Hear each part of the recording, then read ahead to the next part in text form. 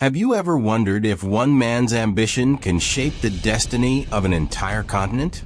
Napoleon Bonaparte, one of history's most controversial figures, was a military genius to some and a ruthless dictator to others. But was he a hero of the people or a power-hungry tyrant?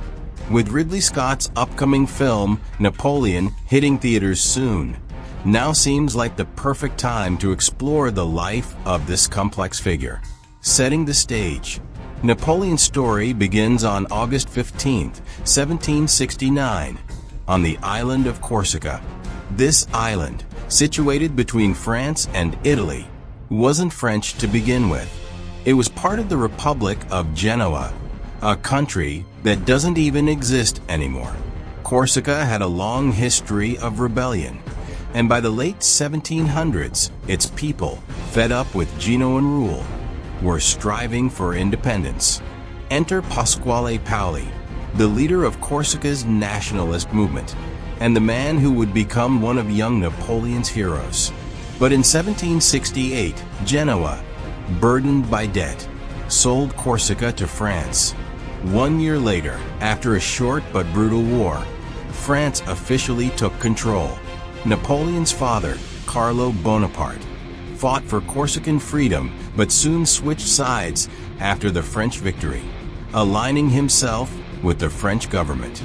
This decision would deeply affect Napoleon's view of his father, whom he saw as a traitor.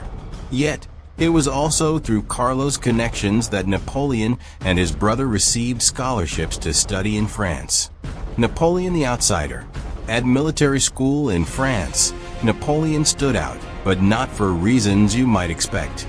With his thick Corsican accent, he was ridiculed by his aristocratic classmates. Isolated, he buried himself in books, studying history, philosophy, and military strategy. One philosopher, in particular, Jean-Jacques Rousseau, resonated with him, largely because Rousseau had written about Corsican independence. Napoleon's dream of a free Corsica lived on, even as he began his career in the French military. Revolution and rise to power. The French Revolution of 1789 changed everything. With France in turmoil, Napoleon returned to Corsica, only to face a devastating fallout with Paoli, the nationalist leader he once idolized. Paoli had aligned with Britain, and when tensions escalated, the Bonaparte family was exiled from Corsica.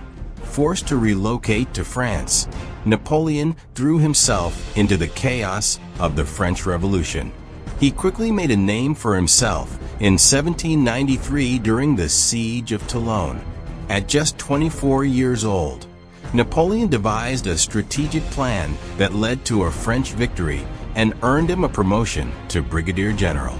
He was fearless on the battlefield, but his political ambitions were beginning to stir.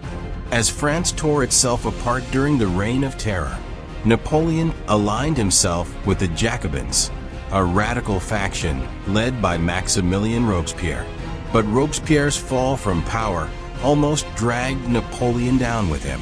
Imprisoned briefly, he was released after convincing the new government of his loyalty. From general to hero, by 1796, Napoleon's star was rising. He was appointed to lead the Army of Italy, a ragtag group of underfed, underpaid soldiers. Through brilliant tactics and inspiring speeches, he turned this demoralized force into a formidable army, defeating the Austrians and claiming victories that would make him a national hero. At just 27, Napoleon had transformed from an outsider with a Corsican accent into one of France's most celebrated generals. He wasn't content with military glory alone, however. His mind was always working, not just on how to win battles, but how to cement his place in history, Egypt, and propaganda. In 1798, Napoleon embarked on his Egyptian campaign, a bold move meant to disrupt British trade routes and perhaps pave the way for an invasion of India.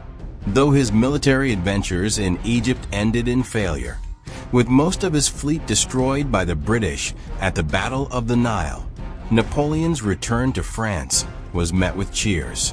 How could a man who had failed in his mission be hailed as a hero? The answer: propaganda. Napoleon had learned how to shape his image masterfully. Newspapers, paintings, poems, and songs. He controlled the narrative. Even when he abandoned his army in Egypt, his portrayal in the media remained one of a daring and brilliant leader. Back in France, the press glossed over his failures and glorified his successes. The final move: power grab.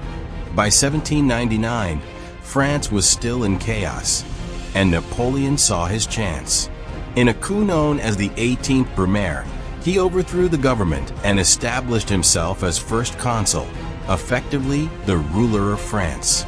To legitimize his power, he held a referendum. The results were staggering. 99.9% of voters supposedly supported his new government. But as later historians uncovered, this was a complete fabrication. In reality, Napoleon's support was far from unanimous. 2 years later, another rigged referendum declared him consul for life, and in 1804, Napoleon crowned himself Emperor of France. He had gone from being a general of the people to a monarch in a few short years.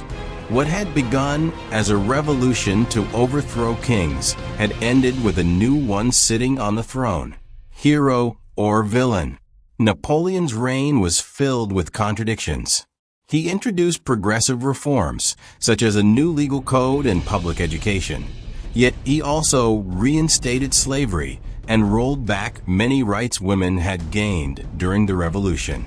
His wars spread the ideals of liberty and nationalism across Europe, but they also left millions dead. By 1815, after years of conflict known as the Napoleonic Wars, his empire crumbled. Exiled to the remote island of St. Helena, Napoleon spent the rest of his days reflecting on his legacy. Was he a liberator or a tyrant? Even today, historians continue to debate this question. Closing. Napoleon's life is a story of incredible ambition, military genius, and undeniable flaws. His rise to power is both a cautionary tale and a remarkable feat of leadership.